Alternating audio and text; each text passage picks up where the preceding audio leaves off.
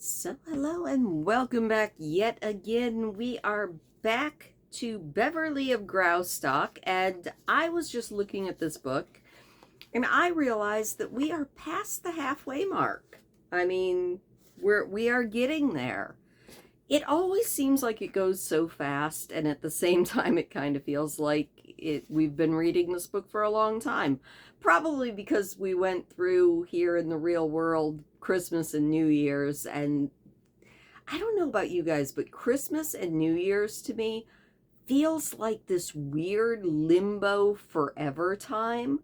It's only like a week that you could really call the official holidays. But that week seems to last such a long time. It's weird to me. I was looking through Instagram and I saw another creator that also seemed to have that same feeling, and I was like, yeah, it's weird. It's like time doesn't mean anything. It both slows down and speeds up as you go through Christmas and New Year's, and it's wild. But we are getting there.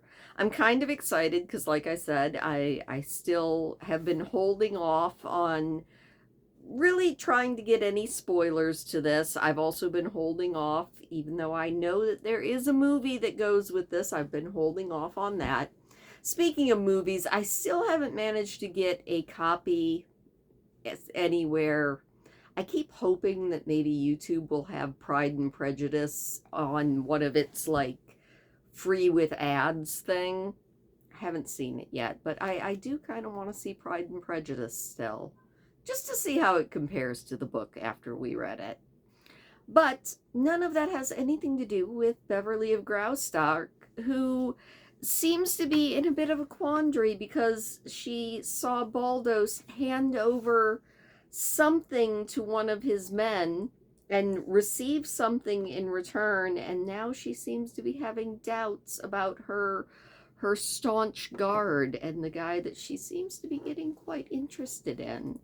So we're going to have to see how that all shakes out as we move on to chapter 17 of Beverly of Graustark by George Barr McCutcheon, which is titled A Note Translated. A good point. She would have to get the note translated, otherwise she wouldn't be able to read it.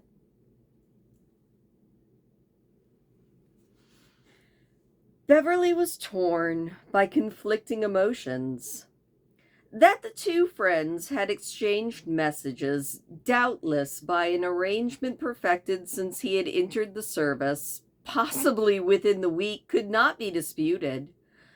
When and how had they planned this accidental meeting? What had been their method of communication?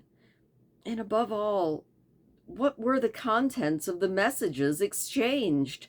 Were they of a purely personal nature, or did they comprehend injury to the Principality of Graustark? Beverly could not, in her heart, feel that Baldos was doing anything inclimal to the country that he served, and yet her duty and loyalty to Yetive made it imperative that the transaction should be reported at once.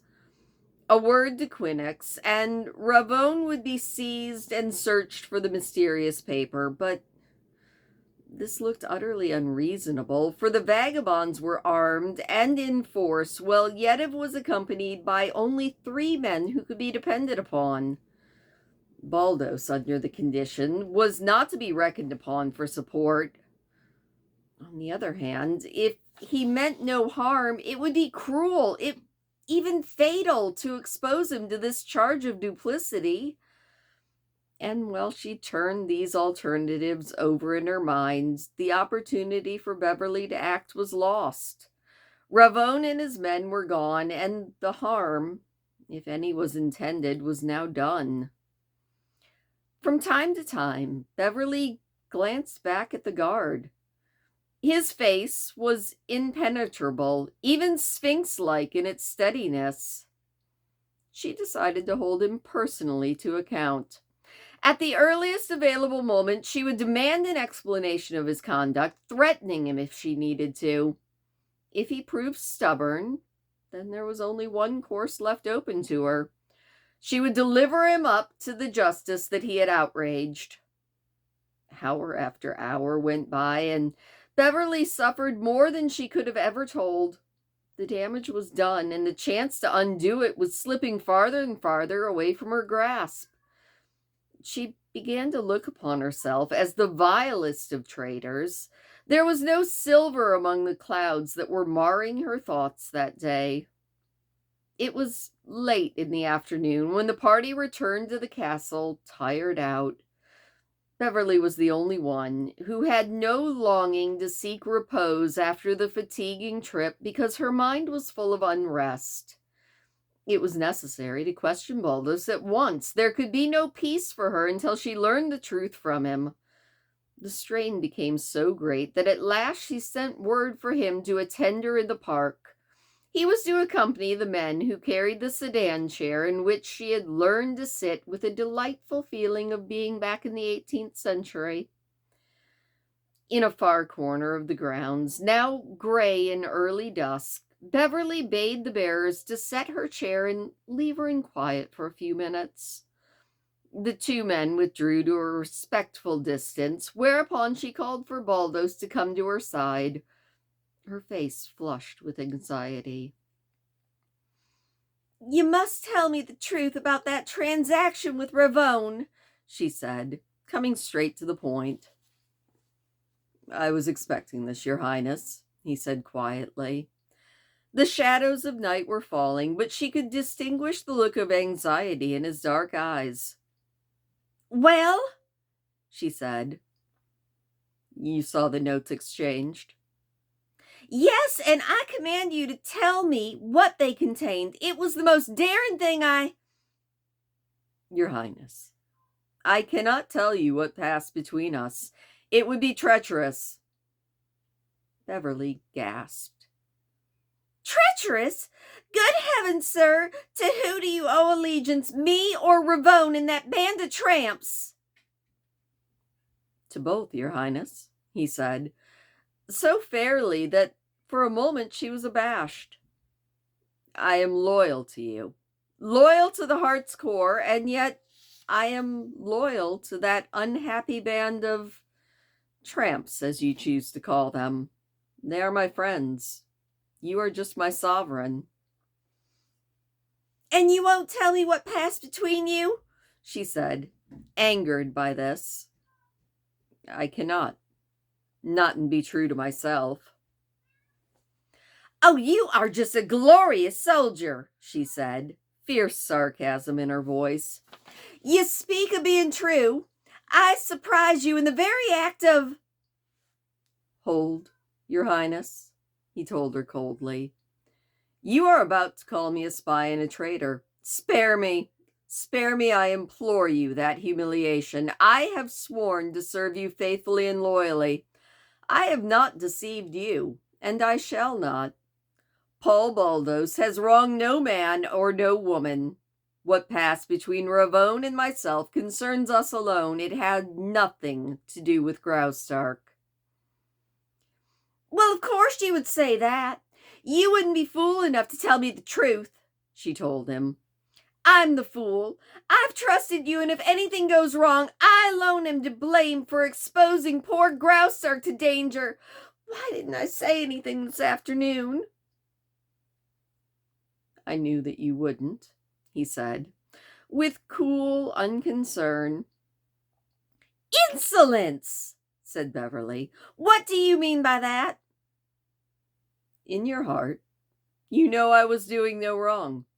You shielded me then, as you have shielded me from the beginning." "Well, I don't see why I sit here and let you talk to me like that," she said, feeling the symptoms of a collapse. "You have not been fair with me, Baldos. You are laughing at me now and calling me a witless little fool. You did something today that shakes my faith to the very bottom. I can never trust you ever again. Good heaven, I hate to confess to everyone that you're not honest." "Your Highness," said Baldos, coming close and bending over the chair. "Before God, I am honest with you. Believe me when I say I have done nothing to injure Graustark. I cannot tell you what it was that passed between Ravone and me, but I swear on my soul I have not been disloyal to my oath. Won't you trust me? Won't you believe? His breath was fanning her ear. His voice seemed eager, and she could feel the intensity of his eyes. Oh, I don't know what to say to you, she murmured. I've been so wrought up with fear and disappointment. You'll admit it was suspicious, won't you? She was almost pleading. Yes, yes, he told her. His hand touched her arm, perhaps unconsciously. She threw back her head to give him a look of rebuke. Their eyes met, and after a moment, both sets of eyes were full of pleading. Her lips parted, but words would not come. She was afterwards more than thankful for this, because his eyes impelled her to give voice to amazing things that suddenly came rushing into her head. I want to believe you, she whispered. You must. You do. I would give you my life. You have it now. It is in your keeping, and with it my honor. Trust me. I beseech you. I have trusted you. I brought you here, she began. But Baldos, you forget I am the princess. She pulled away, suddenly shy, her cheeks rosy once more, her eyes filled distressingly with unreasonable tears. He did not move for what seemed like hours to her. She heard the sharp catch of his breath and felt the repression that was mastering some unwelcome emotion in him. Lights were springing into existence in all parts of the park. Beverly saw the solitary window in the monastery far, far away, and her eyes fastened on it as if for sustenance in this crisis of her life, this moment of surprise, this moment when she felt him laying hands upon the heart she had not suspected was treasonous. Twilight was upon them. The sun had set, and night was rushing up to lend unfair advantage to the forces against which they were struggling. The orchestra in the castle was playing something soft and tender and oh, so far away. I forget that I am your slave, your highness, he said at last, and his voice thrilled her through and through. She turned quickly, and to her utter dismay found his face and his eyes still close to hers, glowing in the darkness. Those men, over there, she whispered helplessly. They're looking at you. Now I thank God eternally, he said softly. You do not punish me. You do not rebuke me. God, there is no night. You must not talk like that, she cried, pulling herself together. I cannot permit it, Baldos. You forget who you are, sir. Yes, your highness, he said before he stood up. I forget that I was a suspected traitor. Now I am guilty of lèse-majesté. Beverly felt herself grow hot with confusion. What am I to do with you? She said in perplexity, her heart beating. You swear you're honest, and yet you won't tell me the truth. Now, don't stand like that. You are as straight as a ramrod, and I know your dignity is terribly offended. I may be foolish, but I do believe you intend no harm to Graustark. You just can't be a traitor. I will someday give my life to repay you for those words, your highness, he said. Her hand was resting on the side of the chair, and something warm touched it and then was lifted. Her hand. Hot, passionate lips burned themselves into her white fingers, and a glow went into every bit of her body. Oh, was all she could think to say. He gently released his hand, and he drew his chin up resolutely. I'm almost ready to die, he said. And Beverly laughed for the first time since they entered the park. I don't know how to treat you, she said. You know a princess has many trials in life. Not the least of which is womanhood. Baldos, said Beverly after a long pause. Something very disagreeable had just rushed into her brain. Have you been forgetting all this time that the Princess Yetive is the wife of Grenfall Lorry? It has never left my mind for an instant. From the bottom of my heart, I congratulate him. His wife is an angel as well as a princess. Well, in the code of morals, is it quite proper to be so loyal to another man's wife? Said Beverly. And then she trembled. He was supposed to know her as the wife of Grenfall Lorry, and yet he had just boldly shown his love for her. It depends altogether upon the other man's wife, he told her, and she looked up quickly. It was too dark to see his face, but something told her to press the point no further. Deep in her heart, she was beginning to rejoice in the belief that maybe he had found her out. If he still believed her to be the real princess, then he was... But the subject of conversation needed to be changed. You say that your message to Ravone was of a purely personal nature? Yes, Your Highness. She didn't like the way in which he said, Your Highness. It sounded as if he meant it. How did you know that you were to see him today? We have waited for this opportunity since last week. Franz was in the castle grounds last Thursday. Good heavens! You don't mean that? Yes, Your Highness. He carried a message to me from Ravone. That's why Ravone and the others were in the hills. You amaze me. I've seen Franz quite often, he told her. He's an excellent messenger. So it would seem. We're going to have to keep a lookout for him. He's the go-between for you all, I see.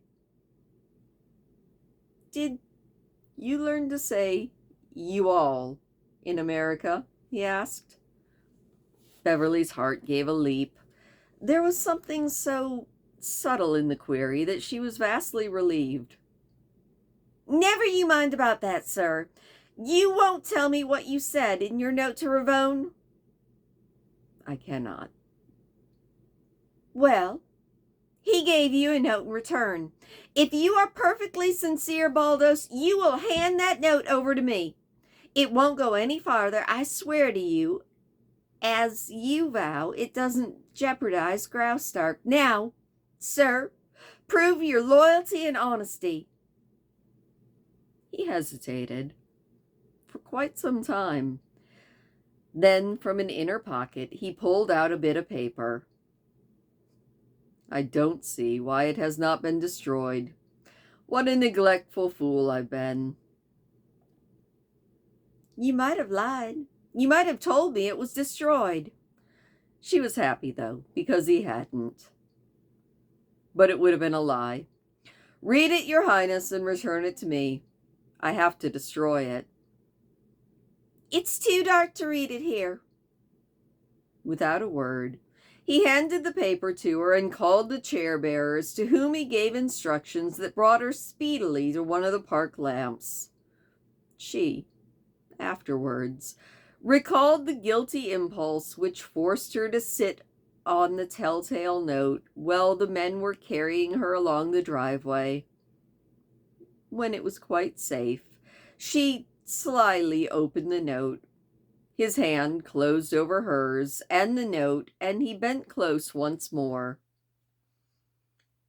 My only fear is that the test will make it impossible for me to kiss your hand again. She looked up in surprise.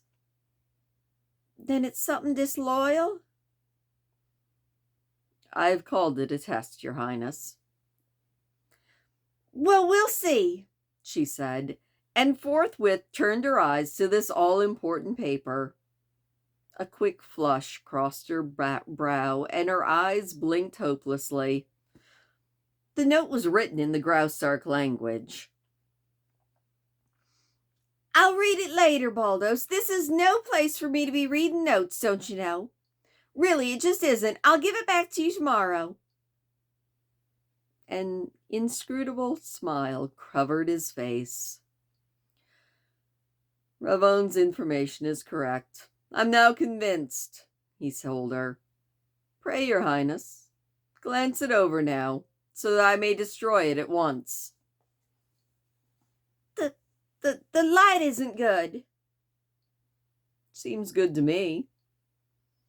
And I've just never seen such a miserable scrawl as this. He must have written it on horseback during a full gallop.